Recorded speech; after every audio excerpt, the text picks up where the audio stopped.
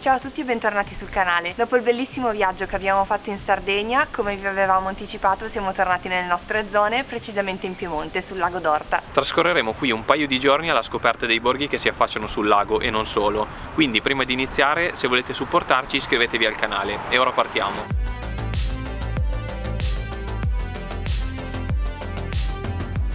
Siamo per la prima volta sul lago d'Orta. Anche se siamo passati da queste parti un sacco di volte, non ci siamo mai fermati a visitarlo e quindi eccoci qui. Siamo appena arrivati e penso che abbiamo scelto il giorno più freddo di tutto aprile per venire qui al lago. C'è un vento ghiacciato, gelido, sembra di essere ancora in inverno pieno.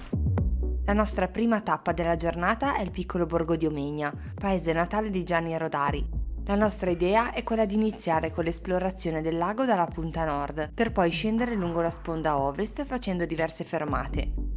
Parcheggiamo sul bel lungolago e andiamo verso il centro, facile da individuare grazie al suo alto campanile. Passando sotto i portici del municipio, chiamato anche Palazzo di Città, arriviamo ad una bella passerella sospesa sopra il torrente Nigoglia, raro esempio di corso d'acqua che scorre verso nord delle montagne invece che verso la pianura.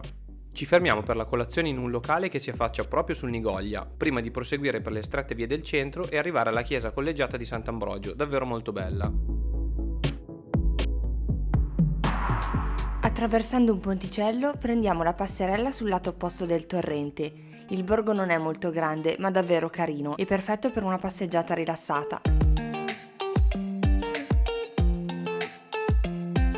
Riprendiamo la macchina e iniziamo a salire in direzione Madonna del Sasso. Attraversiamo diversi piccoli comuni che sembrano fuori dal tempo, con un aspetto rurale ma curato, un po' isolati ma circondati dal verde e dall'armonia della natura. In circa 20 minuti raggiungiamo il santuario. Siamo venuti al santuario della Madonna del Sasso, che è un punto panoramico fantastico sul lago d'Orta, si vede proprio tutto, e abbiamo proprio di fronte il borgo di Orta e l'isola di San Giulio, dove andremo dopo pranzo, e è bellissimo. Probabilmente questa è la vista panoramica più bella su tutto il lago d'Orta. Con questa giornata di sole è uno spettacolo e si vede perfettamente tutta la sua estensione da un'estremità all'altra.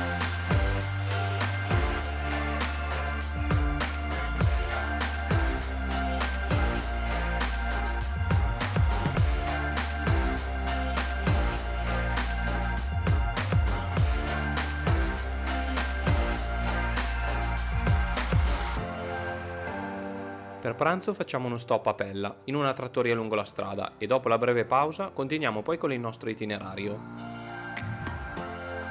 Costeggiamo il lago finché non arriviamo alla punta sud e intravediamo la Torre del Buccione, che è piccola ma caratteristica.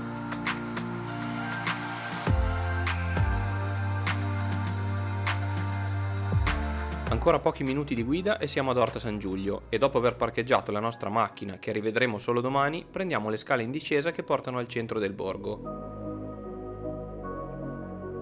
Giusto il tempo di fare il check-in e andiamo subito nella stupenda e soleggiata Piazza Motta, in cui spicca il palazzotto, simbolo della città. Siamo appena arrivati a Orta e adesso prendiamo il battello che in 2-3 minuti, forse meno, ci porta all'isola di San Giulio e il biglietto di andata e ritorno costa 3,50 €. Sul traghetto siamo da soli, ci mettiamo davvero pochissimo ad arrivare all'approdo. La visuale dall'acqua di questo minuscolo ma pittoresco centro abitato è speciale. L'isola di San Giulio è piccola e percorsa da un'unica stradina ciotolata che ne segue tutto il perimetro, chiamata Via del Silenzio e della Meditazione. Qui ha sede un monastero di monache benedettine di clausura che apre le sue porte solo il 31 gennaio di ogni anno, in occasione delle celebrazioni per il santo patrono. In questa giornata speciale viene infatti distribuito il pane di San Giulio prodotto dalle monache. Visitiamo anche l'interno dell'abbazia, assolutamente splendida. I suoi affreschi e il pulpito scolpito sono le cose più impressionanti. Mentre aspettiamo che arrivi l'imbarcazione per tornare a Orta, notiamo in una cavità del muro delle microscopiche sculture raffiguranti due suore. Che strano averle notate. Se verrete qui fateci sapere se le trovate anche voi.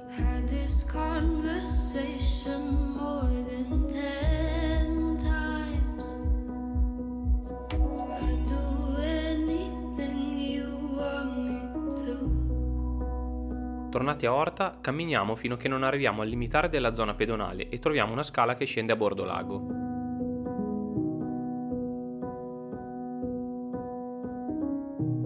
Se avete voglia di fare una passeggiata dalla piazza centrale di Orta a San Giulio, c'è una salita che va fino al Sacro Monte di Orta, oppure potete seguire il lungolago fino a località Ortello.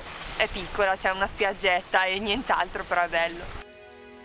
Si passa accanto a ville signorili davvero stupende. Torniamo sui nostri passi e giriamo un po' nelle strette vie del borgo, dove ci sono diversi scorci che meritano più di una fotografia, e mentre il sole scende vediamo la piazza che pian piano si svuota. Il borgo ha cambiato faccia completamente, dato che adesso sta calando il sole ed è ora di cena, non c'è in giro più nessuno. Oggi pomeriggio era pienissimo di persone e invece adesso si vede che nessuno si ferma per la notte, quindi è diverso, è proprio diversissimo. Ormai lo sapete, noi di solito viaggiamo in settimana e al momento sono ancora pochi i locali aperti la sera. Troviamo però una bella e romantica vineria dove mangiare un ottimo tagliere di formaggi e salumi tipici della zona e delle bruschette. Facciamo un'ultima passeggiata serale prima di andare a letto. In giro ci siamo solo noi due.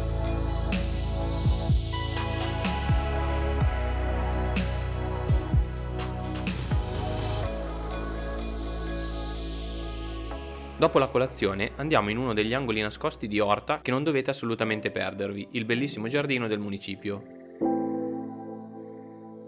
Sul retro della villa che ospita il comune si trova un piccolo ma curatissimo parco pieno di fiori, una scultura e un cancello in ferro battuto che dà direttamente sull'acqua. Sicuramente tra qualche settimana, quando il glicine sarà completamente fiorito, questo luogo sarà ancora più bello. Da Piazza Motta prendiamo la scalinata che ci porta alla chiesa di Santa Maria Assunta e proseguiamo in via Gemelli. Percorrendo questa bella stradina in salita arriviamo in breve tempo alla nostra destinazione. Siamo arrivati al Sacro Monte di Orta, ci abbiamo messo un quarto d'ora dalla piazza più o meno, una bella camminata. Tra l'altro abbiamo appena scoperto, non lo sapevamo, che è patrimonio UNESCO. Immerse in un bosco si trovano 20 cappelle decorate con statue e affreschi che ripercorrono la vita di San Francesco d'Assisi. Le 376 sculture presenti qui al Sacro Monte sono tutte in terracotta e a grandezza naturale, un lavoro davvero straordinario. Il parco è grande ed è davvero un luogo tranquillo in cui camminare e anche dove ammirare i bellissimi panorami sul lago e sull'isola di San Giulio. Torniamo in centro che è praticamente ora di pranzo e prendiamo dei panini da mangiare con vista lago direttamente in piazza, dato che oggi c'è molto meno vento di ieri. Ci sembra anche che la luce sull'isola sia decisamente migliore. E con il primo gelato della stagione concludiamo il nostro breve viaggio su questo piccolo lago intimo e romantico. Grazie come al solito per essere arrivati fino alla fine. Nel video che abbiamo pubblicato ormai quasi 2 anni fa, Sì, 2 anni fa. 2 anni fa, dedicato ai 5 luoghi del Piemonte, in tantissimi ci avevate consigliato il lago d'Orta, infatti ci è piaciuto un sacco. Oltre al lago ci avevate suggerito anche la zona delle Langhe e quella di Cuneo, sì. Sicuramente seguiremo il vostro suggerimento a breve. Comunque voi continuate nei commenti a consigliarci altri luoghi del Piemonte che vi piacerebbe vedere in uno dei nostri lavori. Sapete che il vostro supporto è per noi fondamentale per continuare a produrre video qui su YouTube, quindi vi chiediamo di lasciare un mi piace e di condividere il video con chi volete, ovviamente se vi è piaciuto. E noi come al solito ci rivediamo tra 2 settimane. A presto! Ciao! Ciao ciao!